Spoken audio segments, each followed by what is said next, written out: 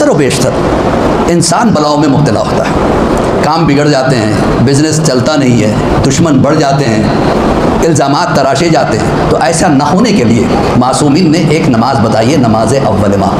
पहली तारीख से लेके 7 तारीख के अंदर अंदर पढ़ने की, जितना जल्दी पढ़े अच्छा है। जो कनेक्टेड होता है इमाम से, उसके सोचने का ढंग बदल जाता है, उसमें अजीब ताकतें आ जाती हैं। एक मोची हुआ करता था मशहद में, मशहद कहाँ, ईरान, मशहद में मोची हुआ करता। वो हर वक्त उठते बैठते या साहिब ज़मान, या साहिब ज़मान। हर एक को चाहिए कि ये तरीका अपनाए। उठते हुए अगर आप कह देंगे या मौला, बैठते हुए कह देंगे या मौला, क्या फ़र्क पड़ जाता है। लेकिन इससे एक चीज़ साबित होती है, आपका कनेक्शन इमाम से जुड़ने लगता है। वरना हम गुनहगार, वो मासूम, कैसे कनेक्शन मिला।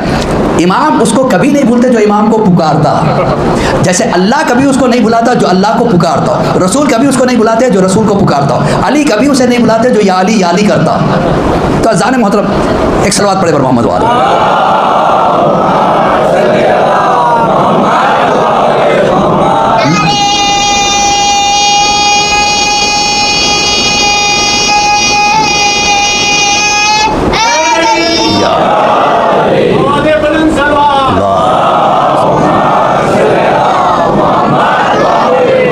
मशहद में एक मोची हुआ करता था। मोची समझते हैं ना, जो जूतों का काम करता है। क्या हैसियत होती है उसकी, रोज़मर्रा जो कमाता है खाता है। इमाम स्टेटस को नहीं देखते। इमाम ये नहीं देखते कि कौन गरीब है कौन अमीर है। इमाम ये देखते किसके दिल में मैं कितना हूँ। अब वो मोची को कुछ अजीब ताकतें आ गई थी। पढ़ा लिखा नहीं था, उस ज़माने में कैलेंडर्स नहीं हुआ करते थे। मोची को देख के लोग पहचान जाते थे कि आज किसी इमाम की विलादत है या किसी इमाम की शहादत है। उससे पूछा जाता तुम्हें कैसे पता चला, कि जब कोई विलादत आती है तो मेरे चारों तरफ खुशियाँ नजर आती हैं, कोई शहादत आती है तो मेरे चारों तरफ गम का माहौल छा जाता है। उससे मैं समझ जाता हूँ कि आज या तो विलादत है या शहादत। उठते बैठते या मौला या मौला या इमाम ज़माना या इमाम ज़माना करता। तो उसको अल्लाह ने वो ताकत दी कि वो सुबह की नमाज क़ुब में पढ़ता, ज़ोहर की नमाज मशहद में पढ़ता, असर की नमाज नजफ़ में पढ़ता, मगरिब की नमाज करबला में पढ़ता, इशा की नमाज काज़मैन। कितना फासला है, कितना फासला। तो उलमा से जब पूछा गया तो उलमा ने कहा कि ये ताकत इमाम ही दे सकते हो। अगर ये ताकत किसी को मिल जाए, वो तसव्वुर करे कि मुझे मदीना जाना है, एक कदम डालेगा मदीना पहुँचेगा। करबला जाना है, एक कदम बढ़ाया करबला पहुँचे। इसे कहते हैं तयुल अर्ज़, यानी ज़मीन सिमटती चली जाती। तो कुछ लड़कों ने कहा चलो आजमा के देखते हैं। उन्होंने एक लड़के को पहले भेज दिया कि तुम करबला फ़लाँ टाइम पे पहुंच जाना। क्या ठीक है, पहुंच जाऊंगा। उस वक्त मैं इसको एक ख़त दूंगा कि तुम तक पहुंचा दे। हालांकि यह रहता है मशहद में। वो पहुंच गया पहले से करबला, तारीख पहले से तय थी, वक्त तय था और पता था किस जगह ये बैठ के नमाज़ पढ़ता है। पहुँचा वहाँ पे। अब ये इस मोची के पास गया कि मुझे ख़त करबला पहुँचाना था। कहा मुझे दे दो, शायद कोई सबील बन जाए, कोई रुख निकल आए, मैं पहुँचा दूँगा इंशाअल्लाह। ले लिया। लेने के बाद अब उसके बाद ये हुआ कि चंद दिनों के बाद जब वो वापस आया तो ख़त लेके आया। का उसी वक्त मिल गया था, उसी, हालांकि वो वक्त से थोड़ी देर पहले मैं उस मोची के साथ बैठा था। इसका मतलब मोची के पास वो ताकत है। अब गए मोची के पास, तुम क्या करते हो जिससे तुम्हें ये ताकत आ गई। तो कहा तुमको क्या मतलब, मेरे पास कहाँ है ताकत। क्या हमने आजमा लिया, ये ख़त तुम्हारा इम्तिहान था। इतना सदमा हुआ कि वहीं बैठ का मौला मुझे माफ़ करो, जिस राज को मैं छुपा रहा था ये आया और एक आह भरी और दुनिया से गुजर गया। तो ऐसे होते इमाम के चाहने वाले, दिलों में बख्श रखने वाले, अली के चाहने वाले नहीं होते। तो अज़ान मोहतरम एक ज़रूरी मैसेज भी देना था आज के इस मजलिस में। वो एक आज की इस मजलिस का तोहफ़ा समझ लीजिए कि अक्सर व बेशतर इंसान बलाओं में मुब्तला होता है। काम बिगड़ जाते हैं, बिजनेस चलता नहीं है, दुश्मन बढ़ जाते हैं, इल्ज़ामात तराशे जाते हैं। तो ऐसा ना होने के लिए मासूमीन ने एक नमाज़ बताई है, नमाज अव्वल माह। लेकिन उसको बताने से पहले एक वाक़या बता दूँ। एक बस जा रही थी जिसमें पैसेंजर्स भरे हुए थे। अचानक बस में आग लग गई और सब के सब मर गए। और जब बस को खोला गया तो एक बूढ़ा आदमी, पूरे जिस्म में कहीं खराश भी नहीं लगी थी, सब सही व सालिम बाहर आया। उससे पूछा गया कि भाई आपको कुछ नहीं हुआ, आग लग गई, सब मर गए, आपको कुछ नहीं हुआ, कैसे होगा। मैं नमाज अव्वल माह पढ़ के चला था।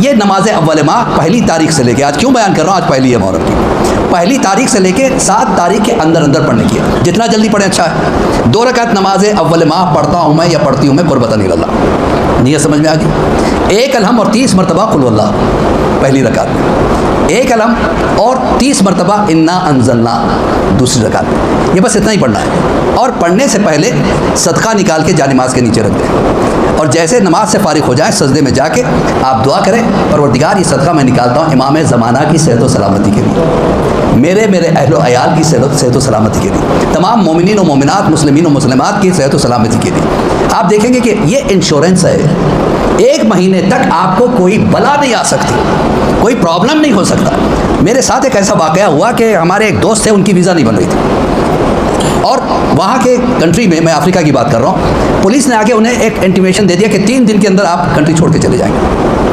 अब इत्तेफाक से 4 दिन की छुट्टी थी। अब वीज़ा के लिए जाके बढ़वाना चाहें तो भी एम्बेसी बंद थी। कहा हम 3 दिन के बाद आएंगे। 3 दिन के बाद वो आए और ये बैठे हुए थे काउंटर पे। वो आए, इधर उधर घूम के दूसरों से बात करके चले गए। ये हैरान, पुलिस आई, मुझसे कुछ कहा नहीं, और मुझे उन्होंने कॉल किया कि मौलाना अब्बास अली खोई साहब, आपने जो नमाज़ बताई थी मैंने पढ़ी थी आज। पुलिस आई और कुछ नहीं की, चली गई। फिर उसके बाद जिस दिन एम्बेसी खुल गई, वीज़ा मिल गई। तो कहने का मतलब यह है कि अगर बलाओं को टालना चाहते हो तो अल्लाह का सहारा, बीमारियों को दूर करना चाहते हो, ये सारी चीज़ें अहले बैत अताहार की बताई हुई। एक सलवात पढ़े मोहम्मद वाले।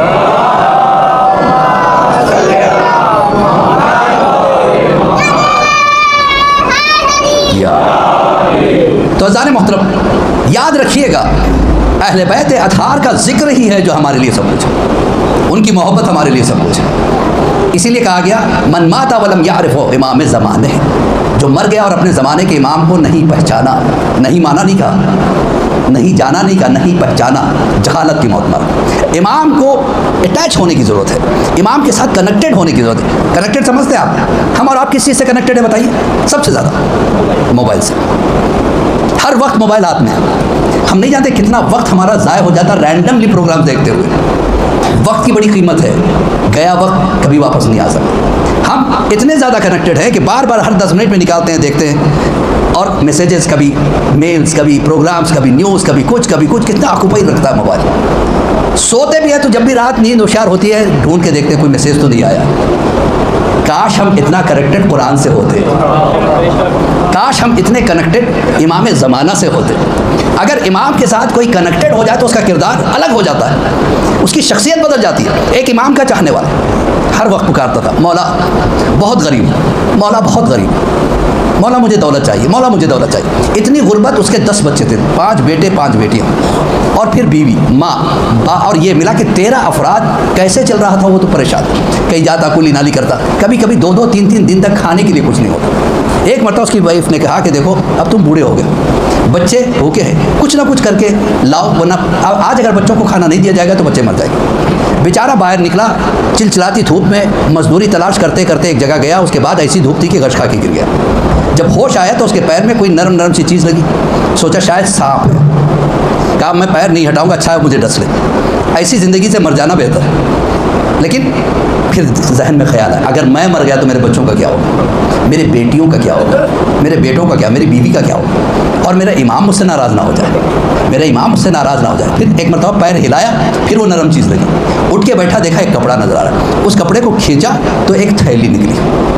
थैली को खोला तो उसमें 1000 अशरफियाँ थी, 1000 अशरफियाँ। खुश हो गया, मौला क्या ये मुझे आपने दिया?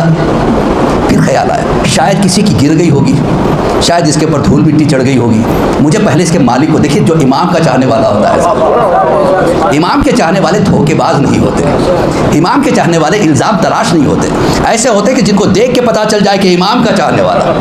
एक मरतबा सोचा मुझे पहले इसके मालिक को तलाश करना है। अब ये क्या किया, सीधे घर आया और उस पुड़िया को छुपाने लगा। बीवी ने कहा क्या बात है, तो पूरा वाक़या बयान किया। बीवी ने कहा इसमें तुम्हारी क्या है, ये अल्लाह की दी हुई दौलत है, तुम दुआ मांगते हो हर वक्त या इमाम कहते हैं, इमाम ने दिया है। क्या नहीं, पहले मुझे तलाश करके मुतमईन हो जाने, तो वरना ये अब तक जो मैंने हलाल कमाया था वह एक हराम की वजह से मैं जहन्नम में चला जाऊंगा, और कैसे मैं इमाम ज़माना को मुंह दिखाऊँ। अच्छी बात है, तलाश करो। मस्जिद में आया, इत्तेफाक से मस्जिद में एक अजनबी आया, उसने कहा कि भाई देखो मेरी 1000 अशरफियों की थैली को खो गई है, अगर किसी को मिल गई है तो दे दो। ये खड़ा हुआ, इसने कहा कि आप ये भी ऐलान कर दो अगर कोई दे दे उसे इनाम दिया जाएगा। बात समझ में आ रही, उसे इनाम, क्योंकि इसके पास थी थैली, सोचा कि इनाम मिलेगा तो हलाल कमाई होगी और उसकी अमानत उसे भी मिल जाएगी, मुझे भी कुछ मिल जाएगा। का इनाम कितना होना चाहिए, का 1000 का 10वां हिस्सा, यानी 100 अशरफिया तो होनी चाहिए ना, का हरगिज़ नहीं, इतनी नहीं दे सकता। फिर ये वापस चला गया। दूसरे दिन फिर मस्जिद पहुंचा, फिर वही आया, फिर वही ऐलान किया, फिर ये खड़ा हुआ, क्या इनाम का क्या हुआ, क्या कितना होना चाहिए, क्या चलो 100 नहीं दे सकते 50 अशरफिया दे दो, क्या नहीं उतना भी नहीं दे, मैं अल्लाह पे छोड़ता।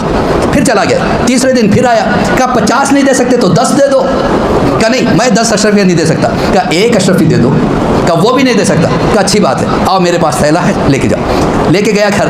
अब उस आदमी ने आके देखा बिल्कुल टूटी फूटी खस्ता हालत में एक झोपड़ी, जिसमें फटे पुराने कपड़े पहने हुए उसके छोटे छोटे बच्चे हैं, बीवी है, और हालत ऐसी है कि भूख के मारे उनकी गाल की हड्डियाँ नजर आ रही। तो उस आदमी ने गौर से देखा, इसने निकाला थैला, गिन लो। उसने गिना तो पूरे 1000 थे। अब ये सोचा शायद तरस खा के कुछ दे दे, लेकिन उसने कुछ नहीं दिया, जाने लगा। क्या आपने कहा अल्लाह पे छोड़ दो, कम से कम दुआ दे दो, कम से कम दुआ दे दो। जाते जाते उसने कहा अल्लाह तुम्हें इसका अजर अजीम दे। इसने कहा आमीन। अब वो चला गया। इधर बीवी ने कहा कैसा आदमी था, एक अशरफी उसने दिया नहीं, जबकि हमारी हालत ऐसी थी। इतने में देखा कि वही शख्स वापस आया। देखिए, जो ईमानदार होता है अल्लाह उसे फरामोश नहीं करता, जो अल्लाह को नहीं भूलता अल्लाह उसे कभी नहीं भूलता। अब वापस आने के बाद कहा कि भाई आपका इम्तिहान मैं ले रहा था। दरअसल बात यह है कि मेरे वालिद ने मरते वक्त 4000 अशरफियत छोड़ी। 3000 के लिए कहा मैं रखूँ, और 1000 के लिए कहा ऐसे मोमिन को दो जिसे तुम बेहतरीन समझते हो। मैंने आपसे बेहतर मोमिन नहीं पाया। आप चाहते तो रख सकते थे, ये 1000 के 1000 आपके हैं, ये मेरे वालिद की वसीयत। पलट के अपनी बीवी से कहा, मैंने कहा ना मेरा मौला मौजूद है।